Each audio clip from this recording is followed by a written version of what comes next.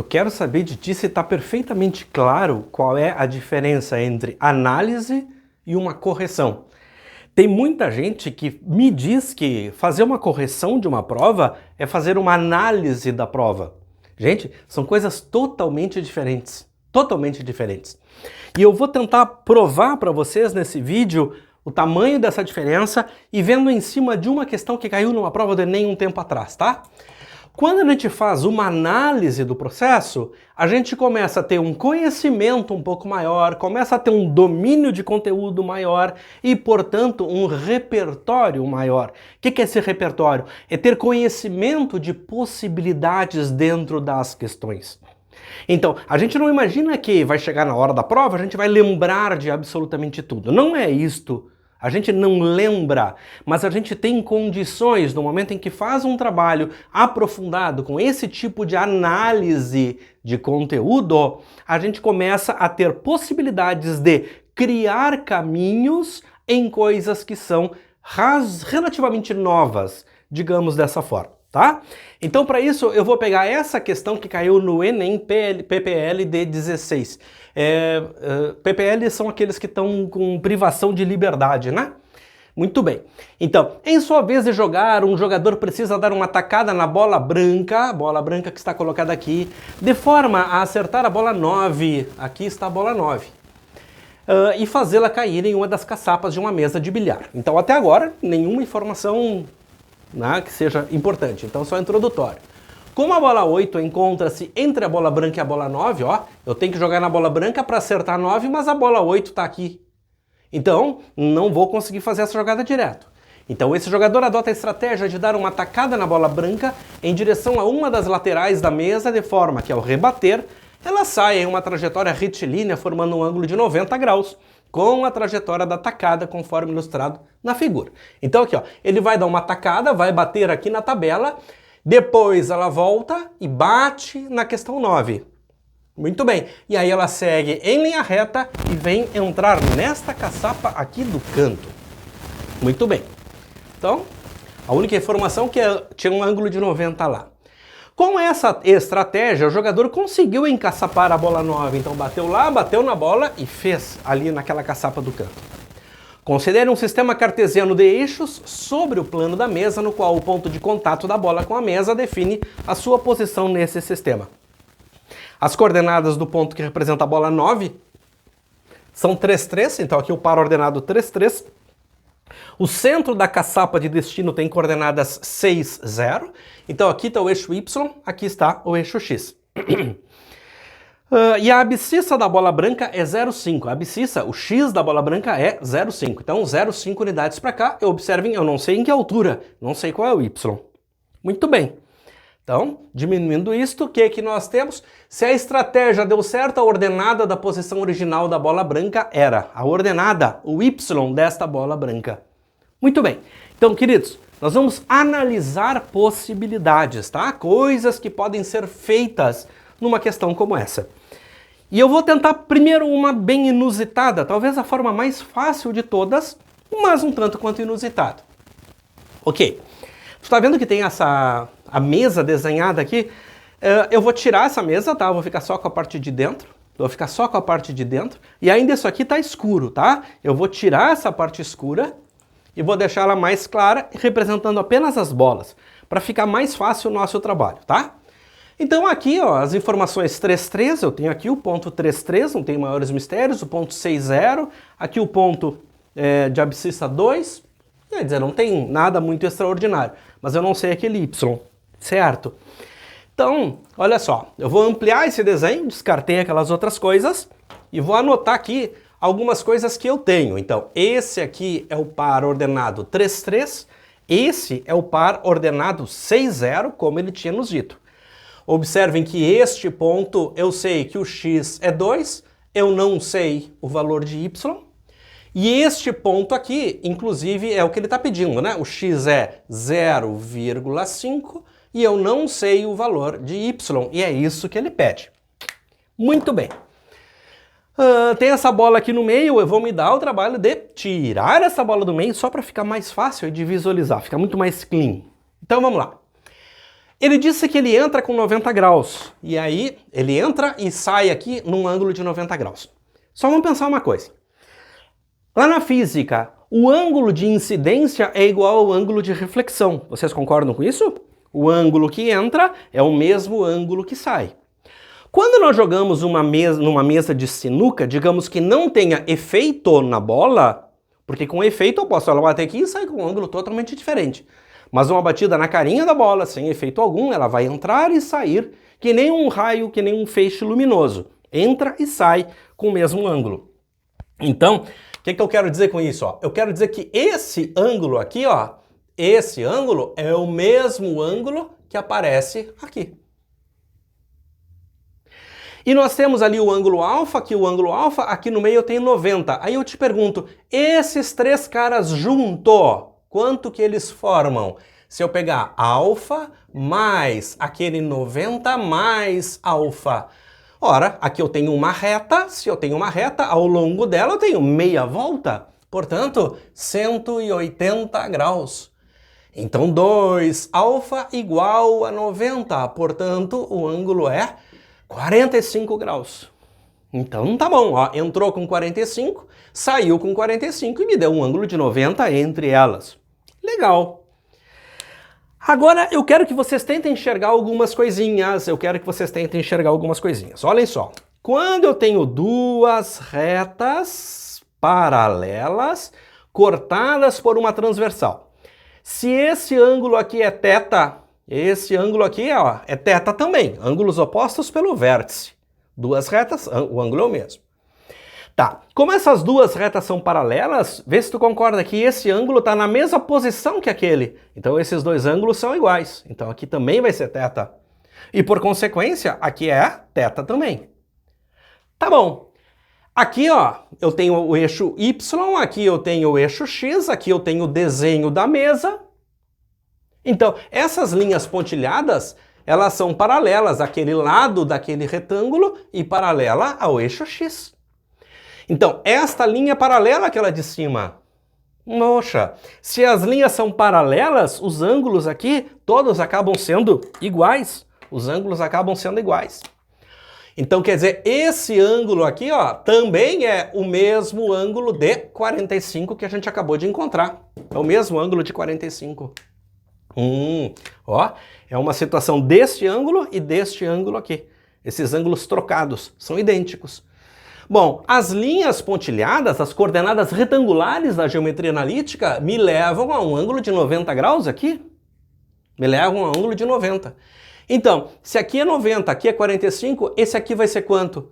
Bom, é 45 também, porque a soma tem que dar 180 no triângulo. Aí tu pode me dizer, não, senhor, mas se esse aqui era 45 e tudo aqui era 90, eu sabia que esse cara aqui era 45 também. Beleza. Então vocês viram que eu estou levando totalmente para geometria plana o processo? Claro, eu falei de as coordenadas retangulares das linhas pontilhadas serem paralelas aos eixos. Falei. Tá? Então, um pouquinho de analítica, mas a base do que eu estou usando é geometria plana pura. Muito bem. Então, aquele triângulo que está colocado lá em cima, o que tem esse triângulo aqui de cima? Ele tem 90, ele tem 45 e ali também é 45. Tá bom, então eu vou apagar aqui para a gente poder enxergar um pouquinho melhor, tá? Vou apagar para a gente poder enxergar um pouquinho melhor. Aqui é o ponto 33. Turma, se aqui nós temos o ângulo de 90 e esse ângulo, 45 e 45, tem dois lados iguais. Então nós temos dois ângulos iguais, então nós temos dois lados iguais. Ele é um triângulo retângulo isósceles. Dois lados iguais. Dois ângulos iguais e vice-versa. Tá bom, olha aqui, esse pedaço aqui, mede quanto? Poxa, do 2 para o 3, mede 1. Então significa que esse pedaço é 1. Bom, se esse pedaço é 1, esse aqui, também vai ser 1. Faz sentido para vocês? Então, gente, esse nosso ponto aqui, que eu não sei o valor de y, agora tá ficando mais fácil para eu saber quanto é que ele é. Daqui para cima eu tenho 1 e aqui eu tô na linha do 3. Olha só, eu tô no y valendo 3. Foi 1 para cima, aqui é 4. Uma unidade para cima. Uma unidade para cima. Muito bem, cheguei neste ponto, que aquele ponto lá era 2, 4, que aqui era 1 e 1. Vou apagar isso aqui de novo para a gente fazer outra coisa. Tu tá vendo que tem esse triângulo, mas do lado de lá tem também? E a outra coisa, ele quer esse y. Então olha só, eu vou virar esse bichinho e vou aumentar. E aí tu vai me dizer, esse ângulo aqui também é 90. Esse ângulo, 45. Esse ângulo, 45 também. Então, eles são... Como tem dois ângulos iguais, dois lados iguais, isósceles. Lê. E aí tu vai me dizer aqui, ó, esse pedaço do 0,5 até o 2. Quanto é que ele mede do 0,5 ao 2? Mede 1,5. Então, isso aqui é 1,5. E esse outro também é 1,5. Bom, se esses pedaços aqui são iguais, aqui, ó, eu tenho o mesmo 1,5. E lá em cima nós estávamos no 4. Poxa, se lá eu estou no 4, 1,5 para baixo, quanto é que eu tenho aqui? 2,5. Ou seja, este y é 2,5. E eu não falei de geometria analítica. Brinquei apenas de geometria plana. E o esperado era que vocês todos tivessem se jogado numa análise de retas perpendiculares. Claro que isso é uma solução e nós vamos falar dela. Mas quando a gente faz análise de questão, a gente começa a ver novos caminhos. E são essas análises que fazem a diferença entre aquele aluno que tem uma base, que tem condições de pegar uma questão e começar a criar soluções, daquele que só decora o beabá. Tá? Então, se tu só quer decorar, não precisa análise. Mas para a gente conseguir chegar num lugar que a gente domine, que a gente conheça as coisas, as ferramentas possíveis, esse tipo de análise é muito importante para nós. Muito bem. Então, fiz aqui por geometria plana. Vamos pensar um pouquinho na geometria analítica propriamente dita. Nós temos duas retas perpendiculares. Legal. Se elas são retas perpendiculares, a gente sabe que o angular de uma é o inverso do simétrico do angular da outra. Então tá bem. Vamos lá. Essa reta aqui, ó. Esta reta. Eu conheço pontos por onde ela passe? Sim. Eu sei que ela passa pelo ponto 6, 0 e sei que ela passa pelo ponto 3, 3. Então, se eu sei que ela passa por esses dois pontos, facinho, facinho eu posso achar a equação dela. E como é que eu faço para encontrar a equação? Y igual a ax mais b, ou qualquer letra que vocês queiram colocar. Y igual a mx mais n, isso é contigo. Então, y igual a ax mais b, e eu tenho o ponto 6 e 0. Então, o y é 0 no momento em que o x é 6. O y é 3 no momento em que o x é 3. Isso aqui tudo mais b. E aqui nós temos um sisteminha. Isto para encontrar esta reta aqui. Então vamos lá, vamos melhorar essa carinha aqui. Ali tem 6a mais b igual a 0. E aqui eu tenho 3a mais b igual a 3. Se nós subtrairmos direto, b vai desaparecer. Então é uma boa. Vamos subtrair uma equação da outra. 6a menos 3a, 3a. b menos b, desapareceu. 0 menos 3, menos 3. Portanto, a é igual a menos 1. Vamos dar um nome para essa reta? Vamos chamar essa reta de reta R? Então, o angular da reta R é menos 1. O angular da reta R é menos 1. Qual é o angular dessa outra reta aqui, ó? Vamos chamar de reta S? Qual é o angular? Como elas são perpendiculares, a gente inverte, troca de sinal. Então, se o angular daquela reta é menos 1, desta aqui, troca o sinal, fica mais 1. Inverte, continua 1. Então, o angular da reta S é igual a mais 1. O angular da reta S é igual a mais 1. Certo? Pelo fato de serem perpendiculares. Bom, mas para achar a equação, eu preciso ter pontos por onde ela passe. Ó, esse ponto eu tenho? Não, esse ponto inclusive é quem eu quero. Esse ponto aqui, ó, vamos chamar esse ponto de ponto P. Tem como eu descobrir quem é esse ponto? Esse ponto pertence à reta R. E a reta R, a gente acabou de encontrar que ela é y igual ao angular, que é menos 1, então menos 1x, mais... Se o a é menos 1, eu vou botar em qualquer uma aqui, ó, 3 vezes menos 1, menos 3, que vai passar mais 3. Então, portanto, b vale 6. Tá? O b vale 6. Então, aqui está esta reta. E se eu quero esse ponto, eu sei que o x dele vale 2. Poxa, se o x vale 2, basta que eu troque o x por 2 para achar qual é o y. Então, se eu trocar o x por 2, eu vou ter y igual a menos 1 vezes 2 mais 6, que vai dar 4. Então, esse ponto, ele é o par ordenado 2, 4. E esse ponto, além de pertencer à reta R, ele pertence à reta S também. E da reta S nós sabemos o angular. Então, começando y igual a ax mais b. E o angular nós já sabemos. Então, y igual a 1, que é o angular, 1x mais b. E essa reta passa por este ponto 2, 4.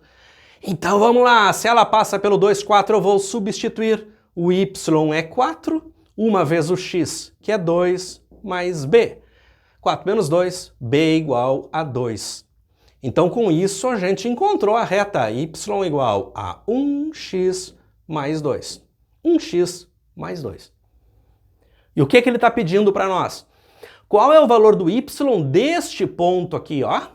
Qual é o valor do y deste ponto onde o x é 0,5? Então, se o x é 0,5 e ele é um ponto que pertence a essa reta S, basta que eu substitua 1 que multiplica 0,5 mais 2. Fazendo esta conta, 2,5. 2,5. Aí tu vai me dizer, mas a outra forma era muito mais rápida. Sim, mas tu tinha que perceber que a outra forma era um caminho. Era realmente muito mais rápida. Aqui eu fiz no máximo possível usando todos os conhecimentos de analítica. Aí vocês vão me dizer, Sor, daria para misturar uma coisa com a outra? Claro que sim.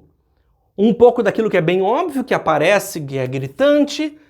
Nós podemos misturar as coisas. E talvez essa seja a grande sacada. Vocês terem capacidade de buscar caminhos, discutir caminhos. Então, sair da frente para tu fazer algum print, caso tu queira.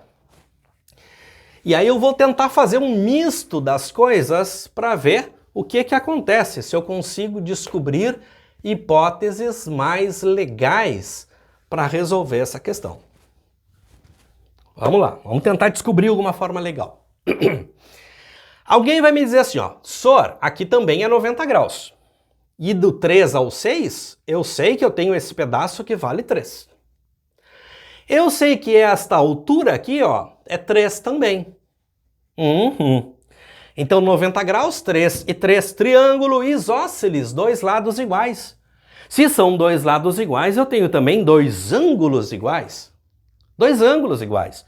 Então vejam, este ângulo tem que ser igual a este ângulo aqui. 90 e esses dois ângulos iguais. O que vai dar? 45. 45. E se o ângulo é 45, fácil vocês acham o coeficiente angular. Mas só tomem cuidado. O coeficiente angular de uma reta, ele é sempre a tangente ao ângulo no sentido anti-horário. Então não é o 45, seria o 135. E aí nós teríamos que o angular dessa reta reta R, pelos nomes que eu dei, angular da reta R, seria tangente ao ângulo de 135. Que é uma tangente negativa, porque ele é um ângulo maior do que 90. Então eu já sei que é negativo, e aí posso pensar no 45. Por isso que o angular da reta R é menos 1. Esse é o angular da reta R. Se esse angular é menos 1, o outro vai ser quanto? Mais 1, porque são perpendiculares. Tá. Outra coisa para brincar, se nós fôssemos pensar nesse triângulo aqui, ó, se aqui é 45, aqui também é 45, e aqui também é 45, e aqui eu tenho o 90. Então, da mesma forma como aqui ele é isósceles, lá também. Como aqui é do 2 para o 3, do 2 para o 3 vale 1, então isto aqui vale 1. Logo, eu acho essa altura que é 1. Então, esse par é 2, 4. Esse par é 2, 4. Muito bem. Aí nós temos o angular da reta, essa reta aqui, vamos chamar de S, eu chamei outra de R. Então, essa reta S, eu sei que o angular da reta S é igual a mais 1, porque são perpendiculares, né? Inverte e troca de sinal. E eu sei que essa reta passa pelo ponto 2, 4. Então tem essas duas coisas, o angular é 1 e ela passa pelo ponto 2, 4. Então, y igual a ax mais b. E aí nós vamos substituir. Uma vez o x, que é 2, mais o b. E esse y é 4. Resolvendo, vai ficar b igual a 2, e aí a gente achou a equação da reta 1x mais 2. E o final, a mesma coisa, né? Eu quero o y, portanto o x é 0,5. Então vejam, aqui eu não precisei achar toda a equação, eu calculei o angular apenas sabendo que era tangente de 45. No caso, menos tangente de 45. E com isso, como aqui... Desculpem. Perdão. Como aqui é 45, lá em cima também 45, e aí eu consegui brincar que era 1, 1, para achar as coordenadas daquele ponto lá de cima. Bom, tem gente que vai me dizer, Sor, eu não fiz o angular desta forma. Eu não fiz o angular desta forma. Eu não percebi que o ângulo era de 45. Eu achei o angular dessa reta R fazendo delta y sobre delta x. Variação de y pela variação de x. Então, o angular da reta R, 0 menos 3. 1 delta y e 6 menos 3. Portanto, isso aqui vai ficar menos 3 dividido por 3. Esse angular é menos 1. Se esse angular é menos 1, o outro vai ser mais 1. Legal. Mas aí, eu não sei ainda aquele ponto 2, 4. Se eu não sei aquele ponto 2, 4, embora eu tenha achado o angular que é menos 1, a não ser que eu traduza que a tangente de 1, perdão, a tangente de 45 é 1, então a tangente de 135 vai ser o menos 1, ou eu faço essa tradução para juntar as coisas e chegar à conclusão que lá em cima é 45, ou eu precisaria, como na outra forma que eu fiz, achar toda a equação da reta. Toda a equação da reta y igual a menos 1x mais b. E esta reta passa pelo 3, 3, por exemplo. Então, o y é 3, menos 1 vezes o x, que é 3, mais b. Aí vai ficar b igual a 6. Desta forma, eu tenho a reta y igual a menos 1x mais 6. Por que eu precisei encontrar a reta? Para poder achar aquele ponto. Este ponto aqui. Neste ponto, eu sei que o x vale 2. Então, o x vale 2. Então, y é igual a 4. Cheguei naquilo ali. Depois de chegar lá, esse final é o mesmo. Então, qual é a minha intenção, queridos? É mostrar uma gama de possibilidades que vocês possam usar, que vocês possam linkar e que vocês precisam ter esse domínio um pouco maior. E aí é aquela história, a gente não pode ficar satisfeito, essa questão faz assim, tal coisa. Não adianta alguém nos falar, faz tal coisa. Porque faz tal coisa agora e na próxima, na próxima tu faz tal coisa, e na outra faz tal coisa. O que tu aprendeste? Nada. Faz tal coisa. Só somar, só subtrair, só multiplicar. Mas por quê? Então, isso é o que a gente chama de análise de conteúdo, tá, pessoal? Essa análise de conteúdo é a única coisa que vai ser possível para fazer com que vocês comecem a ter domínio das coisas. Só isso que vai fazer vocês terem domínio. Vocês terem esse repertório que é importante, que vocês enxerguem, que vocês tenham conhecimento, que vocês sabem os fundamentos de tudo, que tem um domínio para poder fazer a análise do processo de onde vocês podem encaixar. Certo? Valeu! Obrigado por ter assistido esse vídeo. Um abração para vocês. Tchau, tchau, pessoal!